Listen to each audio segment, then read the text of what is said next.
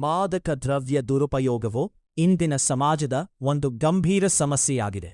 ಮದ್ಯ, ಡ್ರಗ್ಸ್ ಮತ್ತು ತಂಬಾಕುಂತಹ ಹಾನಿಕಾರಕ ವಸ್ತುಗಳನ್ನು ತಪ್ಪಾಗಿ ಬಳಸುವುದನ್ನು ಮಾದಕ ದ್ರವ್ಯ ದುರುಪಯೋಗವೆಂದು ಕರೆಯುತ್ತಾರೆ. ಅನೇಕರು, ವಿಶೇಷವಾಗಿ ಯುವಕರು, ಒತ್ತಡ, ಕುತೂಹಲ ಅಥವಾ ಕೆಟ್ಟ ಸ್ನೇಹದ ಕಾರಣದಿಂದ ಇವುಗಳನ್ನು ಬಳಸಲು ಆರಂಭಿಸುತ್ತಾರೆ. ಮಾದಕ ದ್ರವ್ಯ ದುರುಪಯೋಗವು ಆರೋಗ್ಯಕ್ಕೆ ತುಂಬಾ ಅಪಾಯಕಾರಿ. ಇದು ಮೆದುಳು, ಹೃದಯ ಮತ್ತು ದೇಹದ ಇತರ ಅಂಗಗಳನ್ನು ಹಾನಿಗೊಳಿಸುತ್ತಾರೆ. ಇದರಿಂದ ವ್ಯಕ್ತಿಯ ಯೋಚನೆ ಮತ್ತು ವರ್ತನೆ ಬದಲಾಗುತ್ತದೆ. ಅವರು ತಮ್ಮ ನಿಯಂತ್ರಣ ಕಳೆದುಕೊಂಡು ತಪ್ಪು ನಿರ್ಧಾರಗಳನ್ನು ತೆಗೆದುಕೊಳ್ಳಬಹುದು.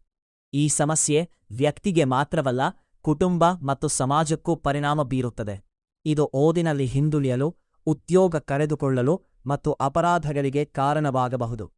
ಅನೇಕ ಜನರ ಜೀವನವು ವ್ಯಸನದಿಂದ ನಾಶವಾಗಿದೆ.